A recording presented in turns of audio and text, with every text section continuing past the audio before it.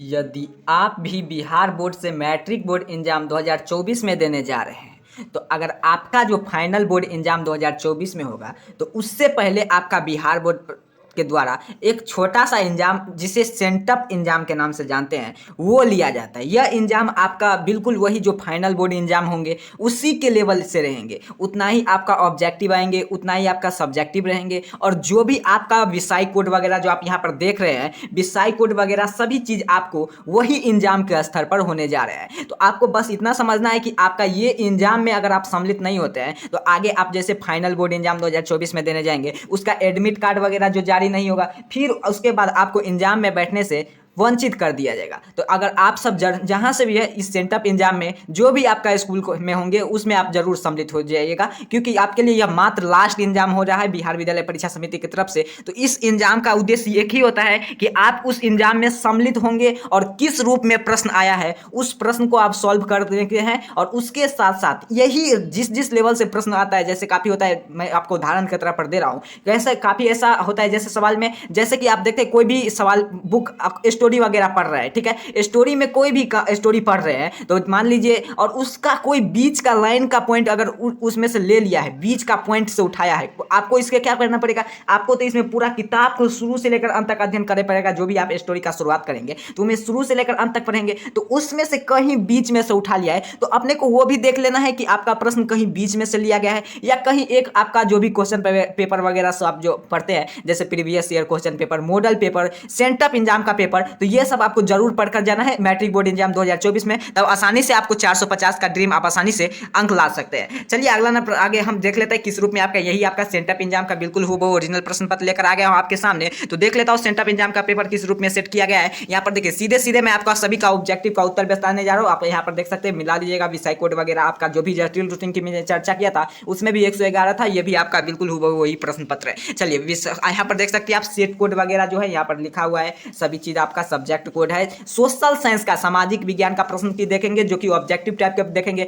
और इसके बाद में आपका जल्दी इसका सब्जेक्टिव लेकर आने जा रहा हूं। तो यहाँ पर देख सकते हैं आप क्लियर, यहाँ पर ऑब्जेक्टिव टाइप की प्रश्न की पहले चर्चा करेंगे। चलिए सेक्शन अ में आप यहाँ पर देख सकते हैं, आपके सामने यहाँ पर लिखा गया है सेक्शन अ में आपका ऑब्जेक्टिव टाइप क्वेश्चन अर्थात की वस्तुनिष्ठ प्रश्न को पहले देखेंगे। देखिए यहाँ पर बताया जा रहा है, इसमें आपका जो भी सोशल साइंस है, तो सोशल साइंस में तो आपका 20 नंबर का प्रैक्टिकल वगैरह होता है, तो कितना बचा, तो आपका 80 आपका इसमें ऑब्जेक्टिव रहेंगे, ठीक है, 80, जिसमें से आपको किन्हीं 40 का उत्तर देना है और 40 अपने को छोड़ देना है। 40 कौन सा, जो आपको बउआ टाइप लगे वही आपको कहीं से उत्तर दे सकते हैं। यहाँ पर देखिए 1 से 80 तक के दिया है, जिसमें आपको कोई नहीं 40 का उत्तर देना, जो कि OMR सीट इसमें मिलेंगे जरूर आपको एग्जाम में, तो आप OMR सीट पर जरूर भर दीजिएगा। चलिए 40 प्रश्न का मैं आपको यहाँ पर 80 का 80 प्रश्न को बताऊंगा। चलिए किस रूप में प्रश्न पत्र आया है सभी को मैं देख लेता हूँ, जल्दी जल्दी से प्रश्न की समाप्ति करते हैं। चलिए एक नंबर प्रश्न क्या कह रहा है, निम्न में से किसका योगदान सकल घरेलू उत्पाद से सर्वाधिक नहीं है। किसका योगदान सकल घरेलू, तो प्राथमिक क्षेत्र का भी नहीं है। यहाँ पर देखिए उत्पादन सर्वाधिक है, इस सर्वाधिक तो प्राथमिक क्षेत्र का नहीं है, द्वितीय क्षेत्र का नहीं है, और यहाँ पर देखिए और इसका एक ही ऑप्शन बता तृतीय क्षेत्र, तो ऑप्शन इसका क्या हो जाएगा सी। निम्न में से किसका योगदान सकल घरेलू उत्पाद से सर्वाधिक है, तो तृतीय क्षेत्र का। अगला प्रश्न की ओर चलते हैं, प्रश्न संख्या 2 की ओर आ चुके हैं। प्रश्न संख्या 2 क्या कह रहा है आपसे, बिल्कुल आप अगर एग्जाम में जाएंगे तो यही आपका विषय कोड 111 रहने जा रहा है, ठीक है, तो 111 आपका विषय कोड हो जाएगा, और यही आपका प्रश्न पत्र देखने को मिल जाएंगे, या सेम टू सेम यही प्रश्न आपके विद्यालय में आएंगे। तो आप सेंटअप एग्जाम में आप घबराइएगा नहीं, बिल्कुल यही प्रश्न पत्र के आपसे एग्जाम में होगा। चलिए 2 नंबर प्रश्न क्या कह रहा है, निम्न में से कौन सा पूंजीवादी अर्थव्यवस्था का गुण नहीं है, तो कौन सा पूंजीवादी अर्थव्यवस्था का गुण नहीं है, तो इसका राइट आंसर क्या हो जाएगा गुरुजी, कीमत यंत्र न, ऑप्शन सी। अगला प्रश्न की ओर चलते हैं, प्रश्न संख्या 3 की ओर आ चुके हैं। प्रश्न संख्या 3 क्या कह रहा है आपसे, यहाँ पर देखिए हिंदी और इंग्लिश दोनों मीडियम में आपके लिए प्रश्न पत्र सेट किया गया है। तो आप जो भी छात्र, काफी छात्र होते हैं जो CBSE बोर्ड वगैरह से आते हैं, काफी ऐसे होते हैं जो बिहार बोर्ड में रहकर बिहार बोर्ड से ही तैयारी करते हैं, CBSE का भी यहाँ पर दोनों लेवल का प्रश्न पत्र यहाँ पर इसे ही तरह का आपको फाइनल बोर्ड एग्जाम में देखने को मिलेंगे, हिंदी इंग्लिश दोनों मीडियम में। चलिए 3 नंबर प्रश्न की ओर चलते हैं। 3 नंबर प्रश्न क्या कह रहा है आपसे, बिहार के अधिकतर जनसंख्या जीविका के लिए किस क्षेत्र पर निर्भर करता है, तो वह क्षेत्र कौन सा है, तो कृषि पर निर्भर करता है। कहां है, तो ऑप्शन ए पर। अगला प्रश्न की ओर चलते हैं। चलिए आज मैं 80 प्रश्न की देखेंगे, और अगर आप इस चैनल को नहीं सब्सक्राइब किए हैं तो साथ ही साथ सब्सक्राइब जरूर करें, ताकि आपके लिए यहाँ पर ऑब्जेक्टिव का भी चर्चा कर लेते हैं, और उसके बाद अगर सब्जेक्टिव का वीडियो लाया जाए तो आपके पास सबसे पहले नोटिफिकेशन चला जाए, इसीलिए आपको जरूर सब्सक्राइब कर लेना है। चलिए आगे 4 नंबर प्रश्न की ओर चलते हैं। 4 नंबर प्रश्न क्या कह रहा है, बैंक एजेंसी कार्य है, तो बैंक का एजेंसी कार्य क्या करता है बैंक, तो ऋण देता है ना, ऋण, तो ऑप्शन ए पर ही है, तो ऑप्शन ए हो जाएगा इसका राइट आंसर। चलिए अगला प्रश्न की ओर चलते हैं। 23 नवंबर से जो आपका सेंटअप एग्जाम का आयोजन होने जा रहा है, तो 23 नवंबर का जो भी मैंने आपका एमटी मातृभाषा हिंदी से जो भी छात्र सम्मिलित होने जा रहे हैं, तो उनका मैं प्रश्न की चर्चा कर लिया था। वायरल प्रश्न की चर्चा हो चुका था, ऑब्जेक्टिव टाइप प्रश्न का, और उसमें आपका एमटी मातृभाषा का हो गया था। और वहीं पर आपका 24 नवंबर के आपका सोशल साइंस और साइंस का पेपर होगा। आपको याद होगा सोशल साइंस, तो पहले आपका साइंस होगा, फिर उसके बाद सोशल साइंस। तो अभी का वीडियो में मैं जैसे ही पेपर हमें मिला सोशल साइंस का, उसे मैं इसका उत्तर आंसर की यहाँ पर आपको बता देने जा रहा हूँ सबसे पहले। और जैसे ही आप साइंस का पेपर आ जाएगा तो उसका भी उत्तर आपको, ऑब्जेक्टिव आंसर की, सब्जेक्टिव सभी चीज आपको बता दूंगा। आपको पेशेंस को बरकरार रखना है और पूरे प्रश्न को यहाँ से जितना भी आपको बताया जा रहा है सभी को एक एक प्रश्न को आपको ध्यान से, और यहाँ से आपको 1 से 2 बात और जरूर सीख लेना है। आप अगर इतना प्रश्न को आज यहाँ पर जो मैं चर्चा करूंगा, तो इसमें से काफी ऐसा प्रश्न है जो आपको फाइनल बोर्ड एग्जाम में टकरा जाएगा, वहीं पर मिल जाएगा, और सेंटअप एग्जाम में भी मिल जाएगा। चलिए 5 नंबर प्रश्न क्या कह रहा है आपसे, भारत में किस राज्य के प्रति व्यक्ति आय सर्वाधिक है? तो गोवा का सर्वाधिक है। चलिए 4-5 नंबर प्रश्न की ओर हो चुका था। 6 नंबर प्रश्न क्या कह रहा है आपसे, देखिए भारत में नई अर्थनीति कब लागू की गई? तो यह लागू किया गया था ऑप्शन सी 1991 ईस्वी में। अगला प्रश्न की ओर चलते हैं, प्रश्न संख्या, चलिए 7 की ओर आ चुके हैं। 7वां प्रश्न क्या कह रहा है आपसे, राष्ट्रीय मानव विकास के किस राज्य का स्थान सर्वोच्च है? तो किस राज्य का है? तो केरल का है। कहाँ है? तो ऑप्शन बी में। अगला प्रश्न की ओर चलते हैं, प्रश्न संख्या 8 की ओर आ चुके हैं। सिंगापुर का मुद्रा क्या है? तो आपको जरूर इसका याद होना चाहिए, ये मुद्रा क्या है? तो सिंगापुर का मुद्रा क्या है? तो डॉलर है। तो आपको डॉलर याद रखना चाहिए जरूर। यह प्रश्न आपको हर एक बार एग्जाम में देखने को मिल ही जाएंगे। चलिए 9 नंबर प्रश्न क्या कह रहा है आपसे, हाँ देखिए, किस वित्तीय संस्थान के द्वारा शाखा सृजन किया जाता है? किसके वित्तीय संस्थान के द्वारा? तो व्यापारिक बैंक के द्वारा। कहाँ है? तो ऑप्शन सी में। अगला प्रश्न की ओर चलते हैं, प्रश्न संख्या 10 की ओर आ चुके हैं। 10वां प्रश्न क्या कह रहा है आपसे, अगर आप इस चैनल पर नए तो साथ ही साथ सब्सक्राइब जरूर करें, क्योंकि मैं अभी इसका सब्जेक्टिव वीडियो लेकर आने जा रहा हूँ। तो उसके साथ साथ अगर इसका पीडीएफ वगैरह लेना चाहते हैं तो आप हमारे व्हाट्सअप ग्रुप से अभी तक नहीं ज्वाइन किए तो जल्दी से आप हमारे व्हाट्सअप ग्रुप से ज्वाइन कर दिए। डिस्क्रिप्शन बॉक्स में व्हाट्सअप ग्रुप का लिंक दे दिया हूँ। उसके साथ साथ अगर आपका मान लीजिए लिंक वगैरह किसी भी कारण से कार्य नहीं करता है, तो यह कि यहाँ पर नंबर आपको नोट कर लेना है। इस पर आपको अपना नाम और अपना वर्ग लिखकर हमें व्हाट्सअप करें, आपको पीडीएफ तुरंत ही आपको सेंड कर दिया जाएगा। तो जल्दी से आपको इतना कार्य करना है, तो जल्दी से अपना नाम अपना वर्ग हमें लिखकर व्हाट्सअप करें, आपको जल्दी इस नंबर पर पीडीएफ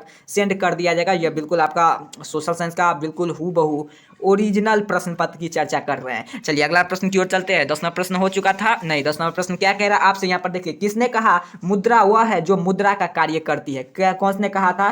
तो यह कहा था कि प्रश्न का राइट आंसर क्या हो जाएगा? हर्टलेट्स विदर्स। कहाँ है? तो ऑप्शन सी में। अगला प्रश्न की ओर चलते हैं, प्रश्न संख्या 11 क्या कह रहा है आपसे, 11वां प्रश्न क्या कह रहा है आपसे, भारत में सर्वाधिक रोजगार अवसर उपलब्ध कराने वाला क्षेत्र कौन सा है? भारत में सर्वाधिक रोजगार अवसर उपलब्ध कराने वाला कौन सा क्षेत्र है तो कौन सा है? तो आपको याद रहना चाहिए यह प्राथमिक क्षेत्र है। कहाँ है? तो ऑप्शन ए पर। अगला प्रश्न की ओर चलते हैं, प्रश्न संख्या, देखिए यहाँ पर हिंदी इंग्लिश मीडियम दोनों में दिया गया है, हिंदी इंग्लिश मीडियम जो प्राइमरी सेक्टर। कहाँ है? तो ऑप्शन ए में। अगला प्रश्न की ओर चलते हैं, प्रश्न क्या 12 की ओर आ चुके हैं, विश्व के सर्वाधिक रोजगार प्रदान करने वाले कार्यक्रम कौन सा है? तो वह है मनरेगा। कहाँ है? तो ऑप्शन बी में। अगला प्रश्न की ओर चलते हैं, प्रश्न संख्या 13 की ओर।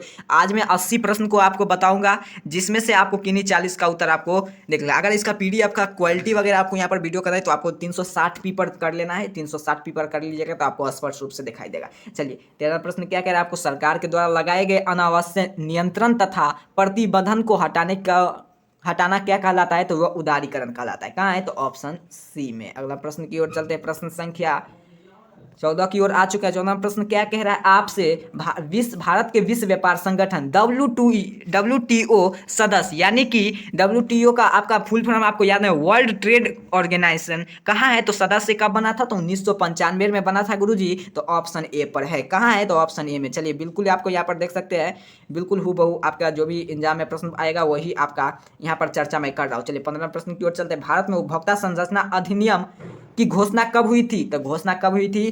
तो इसका घोषणा हुई थी 1986 ईस्वी में। तो कहाँ है? तो ऑप्शन बी में है गुरुजी, 1986 ईस्वी में। अगला प्रश्न की ओर चलते हैं, प्रश्न संख्या 16 की ओर आ चुके हैं। 16वां प्रश्न क्या कह रहा है आपसे, योजना आयोग का प्रथम अध्यक्ष कौन थे? तो योजना आयोग का प्रथम अध्यक्ष कौन थे? तो बउआ भी जानता है, पंडित जवाहरलाल नेहरू जी थे ना। तो ऑप्शन डी में है। अगला प्रश्न की ओर चलते हैं, भारत में किस प्रकार का अर्थव्यवस्था पाई जाती है? तो भारत में किस प्रकार का अर्थव्यवस्था पाई जाती है? तो आपको याद होना चाहिए कि भारत में मिश्रित अर्थव्यवस्था पाई जाती है। कहाँ है? Mixed, option C. अगला प्रश्न की ओर चलते हैं, प्रश्न संख्या 18 की ओर आ चुके हैं। 18वां प्रश्न क्या कह रहा है आपसे, poverty and British rule in India पुस्तक किसने लिखी थी? तो यह पुस्तक ली थी डॉक्टर KRV राव। कहाँ है? तो ऑप्शन सी में है गुरुजी डॉक्टर B.K.R.B. राव। कहाँ है? तो सी में। अगला प्रश्न की ओर चलते हैं। चलिए, बउआ भी जानता है बंगाल का विभाजन कब हुआ था? तो 1905 में हुआ था। अगला प्रश्न की ओर चलते हैं। प्रश्न संख्या 20 की ओर आ चुके हैं। 20वां प्रश्न क्या कह रहा है आपसे? मेजनी का संबंध किस संगठन से था गुरुजी? तो कार्बोनारी से था ना। यहाँ पर लाल सेना था, नहीं था, डायरेक्ट से नहीं था, इनमें से कोई नहीं, तो कार्बोनारी इसका राइट आंसर हो जाएगा। चलिए, यूनान का स्वतंत्रता कब मिली थी? तो यूनान को स्वतंत्रता मिली थी 1832 ईस्वी में, इसका स्वतंत्रता मिली थी। तो कहाँ है? तो ऑप्शन बी में है ना गुरुजी। अगला प्रश्न की ओर चलते हैं। प्रश्न संख्या 22 की ओर। सेडोन का युद्ध किस पराजय हुई थी? सेडोन का युद्ध में तो उसका किसका पराजय हुई थी गुरुजी? तो वह फ्रांस का। कहाँ है? तो ऑप्शन ए में हमें फ्रांस देखने को मिल जाएगा। सीधे सीधे आपको मैं यहाँ पर राइट आंसर की चर्चा कर लेता हूँ, क्योंकि आप वहाँ पर जाएंगे, मैं 80 ऑब्जेक्टिव प्रश्न को दिखाऊंगा, तो आपको जल्दी जल्दी से देख लेना है कि आपको किन्हीं 40 का उत्तर देना है, इसीलिए आपको जल्दी जल्दी से इसका राइट आंसर आपको याद रहना चाहिए। चलिए, 23वां प्रश्न की ओर चलते हैं। 23वां प्रश्न क्या कह रहा है आपसे? रूस में डायून का गठन कब हुआ था? तो 1905 में हुआ था। तो ऑप्शन बी में हमें देखने को मिल जाएगा। तो आपको टिक करके हमारे सीट पर कलर करके आपको आ जाना है। चलिए, 24वां प्रश्न क्या कह रहा है आपसे? अप्रैल थीसिस किस पेश की है? तो यह है लेलिन के। लेलिन कहाँ है? तो ऑप्शन डी में है गुरुजी। अप्रैल थीसिस किसने पेश की थी? तो लेलिन ने। कहाँ है? तो ऑप्शन डी में हमें देखने को मिल गया। अगला प्रश्न की ओर चलते हैं। प्रश्न संख्या, चलिए, 25वां प्रश्न की ओर आ चुके हैं। देखिए, इस PDF का क्वालिटी वगैरह फोटो इसका कैमरा का अच्छा से नहीं लिया गया है, तो आप अपना 360 पेपर जरूर लेकर देखिएगा। विश्व के पहला समाजवादी देश कौन सा है? तो रूस है। कहाँ है? तो ऑप्शन ए में। अगला प्रश्न की ओर चलते हैं। कर्ल मार्क्स का जन्म कहाँ हुआ था? तो कर्ल मार्क्स का जन्म हुआ था गुरुजी जर्मनी में। कहाँ है? तो ऑप्शन सी में। अगला प्रश्न की ओर चलते हैं। 27वां प्रश्न की ओर आ चुके हैं गुरुजी। 27वां प्रश्न क्या कह रहा है आपसे? यहाँ पर देखिए, काफी शानदार प्रश्न इस बार सेट किया गया है, काफी अच्छा। इसी रूप का प्रश्न पत्र आपको फाइनल बोर्ड एग्जाम में देखने को मिल जाएंगे, जो आप मैट्रिक बोर्ड एग्जाम 2024 में सम्मिलित होंगे, तो यही टाइप का प्रश्न पत्र आप यहाँ पर देख सकते हैं। वियतनाम की राजधानी कहाँ है? तो वियतनाम का राजधानी कहाँ है? तो आपको याद रखना है हनोई है। हनोई। प्रश्न क्या बता दिया, इसका राइट आंसर क्या होगा? तो इसका राइट आंसर हो जाएगा हनोई। कहाँ है? तो ऑप्शन ए में है। अगला प्रश्न की ओर चलते हैं। प्रश्न संख्या 28 नंबर प्रश्न की ओर आ चुके हैं। 28 नंबर प्रश्न क्या कह रहा है आपसे? किस समझौता के तहत वियतनाम के दो भागों में, उत्तरी वियतनाम और दक्षिणी वियतनाम में बांटा गया था? तो किस समझौता के तहत? तो यह बांटा गया था जेनोवा समझौता के तहत। अगला प्रश्न की ओर चलते हैं। प्रश्न संख्या 29 की ओर आ चुके हैं। 29 प्रश्न क्या कह रहा है आपसे? कांग्रेस किस अधिवेशन के पूर्व स्वराज का घोषणा की गई थी? तो हाँ, देखिए यहाँ पर कांग्रेस किस अधिवेशन के पूर्व स्वराज की घोषणा की गई थी ना? तो इसका राइट आंसर हो जाएगा चला ऑप्शन ए, लाहौर अधिवेशन के तहत में। तो ऑप्शन ए पर ही हमें देखने को मिल जाएगा। तो आपको याद रखना है, वहां पर आपको जैसे ही मिलेगा ये प्रश्न, आपको लाहौर अधिवेशन टिक कर OMR सीट पर कलर कर आ जाना है, अपने को 1 अंक मिल जाएगा। चलिए, यहाँ पर 30वां प्रश्न क्या है? धारण संघ में किनका नेतृत्व में नाम सत्याग्रह हुआ था? तो यह किनके नेतृत्व में हुआ था? तो यह सरोजनी नायडू के नेतृत्व में हुआ था। तो ऑप्शन सी पर देखने को मिल गया है। चलिए, 31वां प्रश्न की ओर। ईस्ट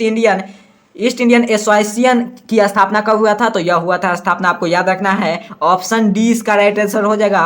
यहाँ पर देखिए ऑप्शन डी में। अगला प्रश्न की ओर चलते हैं। प्रश्न संख्या, चलिए अगले प्रश्न की ओर चलते हैं। प्रश्न संख्या 32वां प्रश्न की ओर आ चुके हैं। काफी शानदार। 32वां प्रश्न क्या कह रहा है आपसे? गदर पार्टी का स्थापना किसने की थी? तो गदर पार्टी का स्थापना की थी, यहाँ पर आपको ध्यान से समझ लेना है। देखिए, गदर पार्टी का स्थापना किए थे लाल हरदयाल ने। तो यहाँ पर कहीं लाल हरदयाल नहीं है, तो आपको गुरुदयाल सिंह है, तो आपको इसी में टिक करके आ जाना है। तो उसका गदर पार्टी का स्थापना किया था लाल हरदयाल ने। तो इसमें लाल हरदयाल कहीं नहीं है। यहाँ पर देखिए, गुरुदयाल सिंह है, चंद्रशेखर आजाद है, सोहन सिंह भकन है, बाल गंगाधर तिलक है। तो इसका आपको गदर पार्टी का ये काफी बार देखा जाता है आपको फाइनल बोर्ड एग्जाम में, लेकिन इसका जो स्थापना किया था गदर पार्टी को, तो लाला हरदयाल ने किया था। लेकिन ये आपको वहां पर मिलेंगे देखने को गुरुदयाल सिंह। तो आपको घबराना नहीं है, पैनिक नहीं होना है, आपको टिक मार कर आ जाना है, बिल्कुल आपको उत्तर आंसर दिया जाएगा, 1 नंबर आपको मिलेगा। चलिए, 33वां प्रश्न की ओर चलते हैं। 33वां प्रश्न क्या कह रहा है आपसे? Tata iron and steel company का स्थापना कब हुई थी?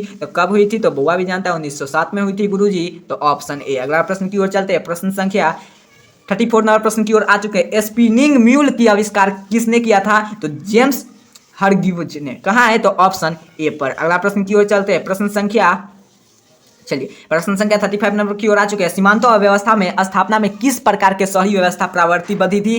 किस प्रकार के पद्धति थी? तो प्रगतिशील। कहाँ है? तो ऑप्शन ए में है। आक्रमण भी नहीं होगा, रूढ़िवादी नहीं होगा, शेषकार्यलानी भी नहीं है, शेषकारी भी नहीं होगा। चलिए अगला प्रश्न की ओर चलते हैं। प्रश्न संख्या 36 नंबर प्रश्न की ओर आ चुके हैं। 1929 के मंदी में सबसे बुरा प्रभाव किस देश पर पड़ा था? तो सबसे बुरा ब्रिटेन पर भी नहीं पड़ा था, फ्रांस पर भी नहीं पड़ा था, जापान पर भी नहीं पड़ा था, एक ही बच गया ना, संयुक्त राज्य अमेरिका। कहाँ है? तो ऑप्शन सी में है, तो अपने को टिक करके आ जाना है। चलिए 37 प्रश्न की ओर आ चुके हैं। न्यू डील किसके संबंध निम्न में से किससे था? तो किससे था? तो देखिए, राजनीतिक दल से भी नहीं, सामाजिक नीति से भी नहीं, धार्मिक नीति से भी नहीं, तो किसका इसका राइट एक ही बच गया आपका, आर्थिक नीति। तो ऑप्शन डी पर अपने को देखने को मिल गया है गुरुजी, तो अपने को टिक कर कर आ जाना है। 38 नंबर प्रश्न की ओर आ चुके हैं। अंतर्राष्ट्रीय मुद्रा कोष की स्थापना कब हुई थी? तो अंतर्राष्ट्रीय मुद्रा कोष की स्थापना हुई थी, तो यह इसका राइट आंसर क्या हो जाएगा आपका? तो इसका राइट आंसर हो जाएगा आपका 1945 में हुई थी।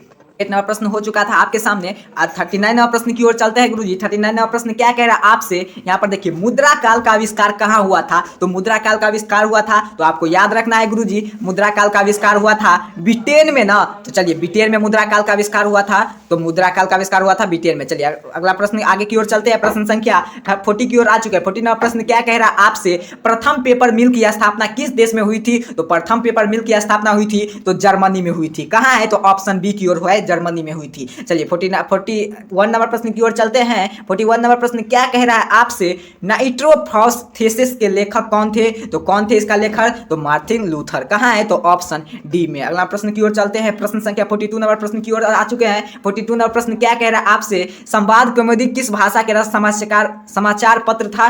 तो समाचार पत्र किस भाषा में पत्र था? तो यह था आपका बांग्ला में। कहाँ है? तो ऑप्शन ए पर ही हमें देखने को मिल गया है। चलिए आगे ना प्रश्न की ओर चलते हैं गुरुजी। प्रश्न संख्या 43 नंबर प्रश्न की ओर आ चुके हैं।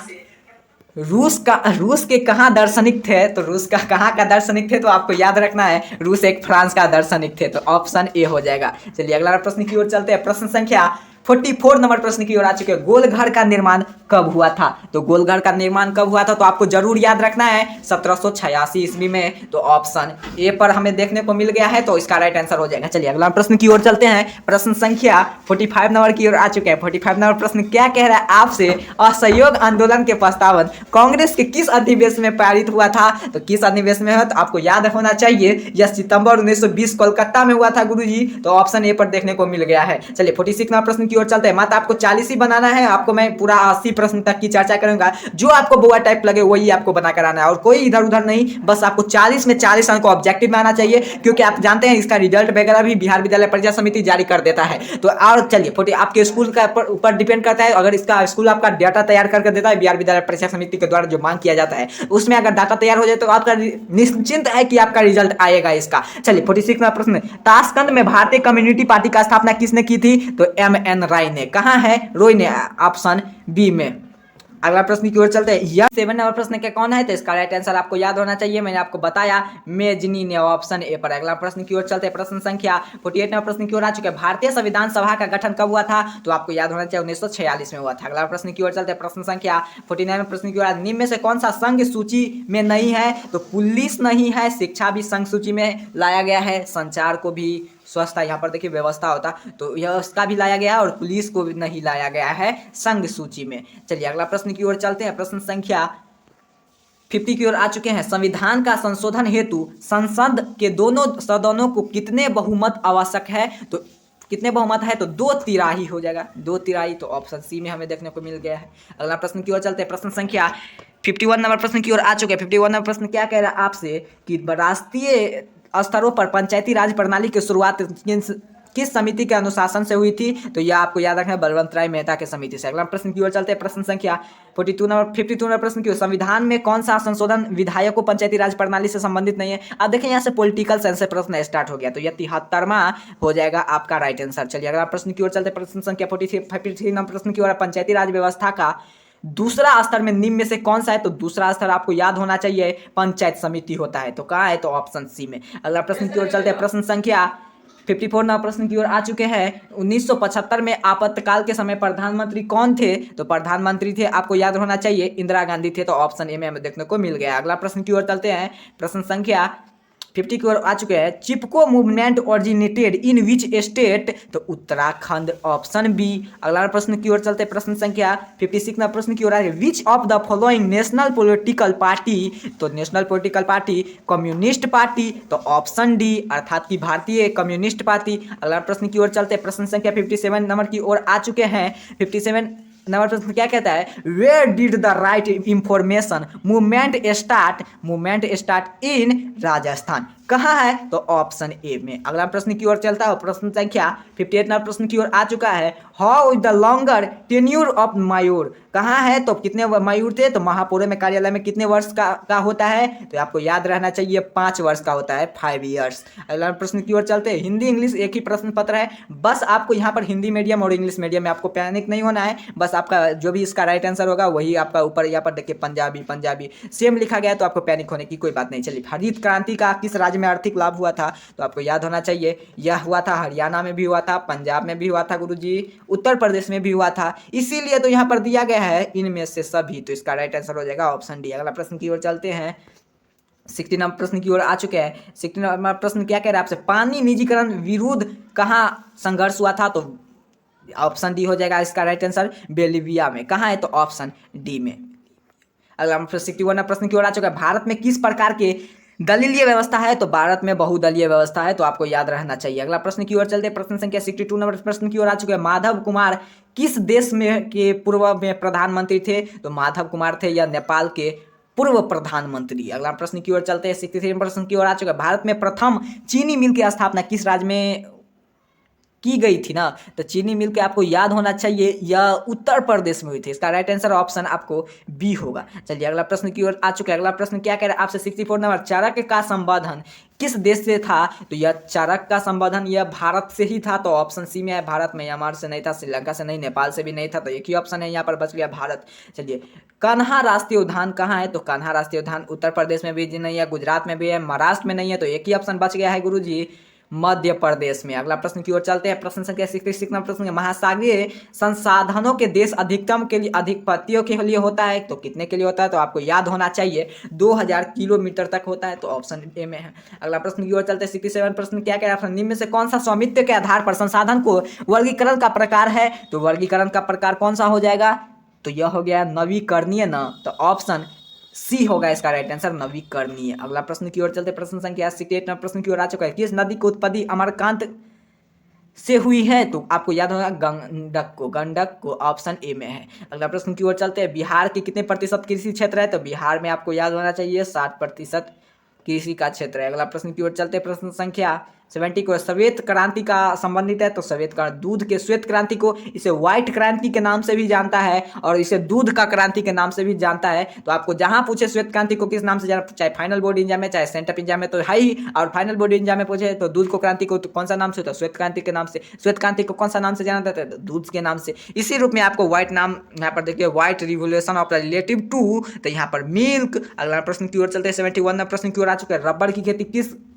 कैसी जलवायु चाहिए, तो कैसी जलवायु रबड़ की खेती के लिए, तो इसमें चाहिए ऑप्शन बी है आपका भूमध्यरेखीय जलवायु, ऑप्शन बी में। अगला प्रश्न की ओर चलते हैं, 72 प्रश्न, कौन सी फसल रबी खरीफ दोनों रूप में उगाई जाती है, तो यहाँ पर देखिए इसका ऑप्शन सी हो जाएगा, कस्टर्ड सीड, इसका हिंदी में देखिए बोलता है आरंडी। अगला प्रश्न की ओर चलते हैं, प्रश्न संख्या 73 नंबर प्रश्न की ओर आ चुके हैं। दामोदर घाटी परियोजना का लाभ किन राज्यों में मिलता है, तो इसका लाभ मिलता है झारखंड और पश्चिम बंगाल में। अगला प्रश्न की ओर चलते हैं, आपको याद होना चाहिए 74 नंबर प्रश्न की ओर आ चुके हैं। निम्न में से कौन सा लोह अयस्क एक प्रकार का है, तो हेमाटाइट। अगला प्रश्न की ओर चलते हैं, प्रश्न संख्या 75 नंबर प्रश्न के बिल्कुल यही ओरिजिनल प्रश्न पत्र की चर्चा कर रहे हैं।